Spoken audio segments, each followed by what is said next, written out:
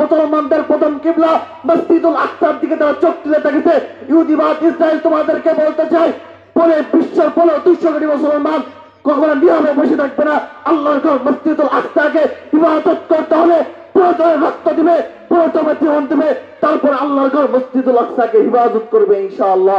حمد ونصلي على رسوله الكريم أما بعد فأعوذ بالله من الشيطان الرجيم بسم الله الرحمن الرحيم ربنا أخرجنا من هذه القرية الظالم أهلها إلى آخر الآية وقال النبي صلى الله عليه وسلم المسلم أخو المسلم وقال عليه الصلاة والسلام ঐতিহ্যবাহী ইসনা শামসুল উলুম মাদ্রাসা ছাত্র জমিয়াতের আয়োজিত বক্তৃতা সেমিনারের সুনামধন্য সভাপতি, বিজ্ঞ বিচারক মন্ডলী, সুদক্ষ পরিচালক, বাংলার দূর দূরান্ত থেকে ছুটে আসা এলএমপিবাসী ছাত্র ভাইরা, সবাইকে আমার অন্তর স্থান থেকে শুভেচ্ছা এবং অভিনন্দন।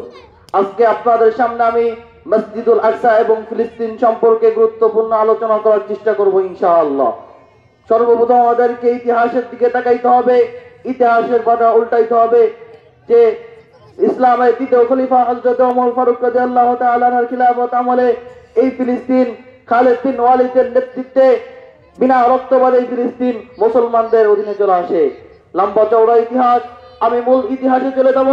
আজকে যে ফিলিস্তিনের মুসলমানদের উপর নিপীড়ন, নির্যাতন, অন্যায় অত্যাচার করতেছে সন্ত্রাসবাদ, ইহুদিবাদ, ইসরায়েল যে মুসলমানদের উপর নিপীড়ন, নির্যাতন, অন্যায় অত্যাচার করতেছে, মূলত এই ইহুদিদের থাকার জন্য কোনো ভূখণ্ড ছিল না।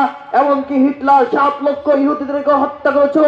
তখন তারা ফিলিস্তিনের মুসলমানদের এসে ভূখণ্ডে এসে তারা আশ্রয় গ্রহণ করে, মুসলমানরা তাদেরকে আশ্রয় দিয়েছিল, থাকার জন্য জায়গা দিয়েছিল।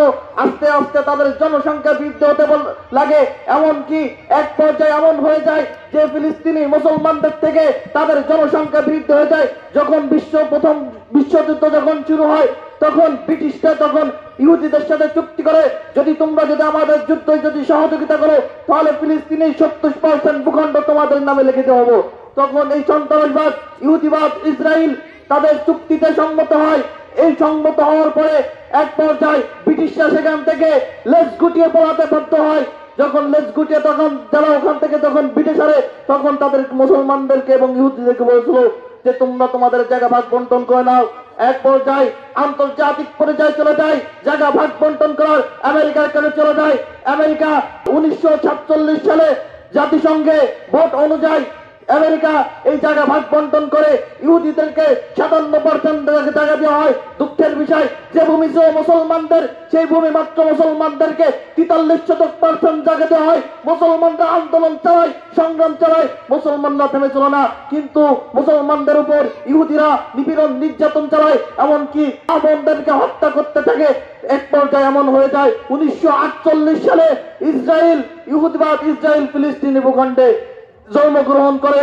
এরপর আস্তে আস্তে মুসলমানদের উপর নিপীড়ন, নির্যাতন চালায়। 1948 সাল থেকে নিয়ে 2025 সাল পর্যন্ত আজকে ফিলিস্তিনের মুসলমানদের উপর অন্যায় অত্যাচার করতেছে। আজকে ফিলিস্তিনের মুসলমানদের উপর অত্যাচার করতেছে। ফিলিস্তিনের মুসলমানরা চিৎকার করে বলতেছে, রব্বানা আখরিজনা মিন হাযিহিল ক্বরিয়াতিজ যালিমা আহলুহা। তারা আল্লাহ তাআলাকে বলতেছে, আল্লাহ আপনি আমাদেরকে এই জালেম সম্প্রদায় থেকে আপনি আমাদেরকে হেফাজত করুন এবং আপনি আমাদেরকে জন্য একজন অভিভাবক প্রেরণ করুন। আজকে তো মুসলমানরা চিৎকার করে বলতেছে, আজকে মুসলমানরা 200 কোটি মুসলমানকে চিৎকার করে বলতেছে, তোমরা কি দেখতে পাও না আমার সামনে আমার মাকে হত্যা করা হচ্ছে, আমার সামনে আমার বাবাকে হত্যা করা হচ্ছে, আমার সামনে আমার ছোট্ট নাবালিকা মেয়েদেরকে ইজ্জত করা হচ্ছে।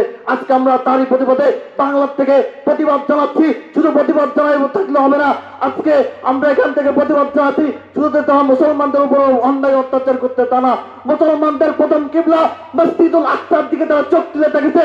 ইহুদিবাদ ইসরায়েল তোমাদেরকে বলতে চাই, পরে বিশ্বের 200 কোটি মুসলমান কখনো নীরবে বসে থাকবে না। আল্লাহর ঘর মসজিদুল আকসাকে ইবাদত করতে হবে, প্রয়োজনে রক্ত দিবে, প্রয়োজনে জীবন দিবে, তারপর আল্লাহর ঘর মসজিদুল আকসাকে ইবাদত করবে ইনশাআল্লাহ। তো আমি 7 দেশের মুসলিম কান্ট্রিকে বলতে চাই, যদি 7 দেশের মুসলিম কান্ট্রি যদি সৈনিক যদি এখনই নিযুক্ত করতে পারে, তাহলে জেরুজালেম ওদের রাজধানী হবে না, জেরুজালেম ওদের কবরস্থানে পরিণত হয়ে যাবে ইনশাআল্লাহ। নাসরুম মিনাল্লাহি ওয়া ফাতহুন করিম।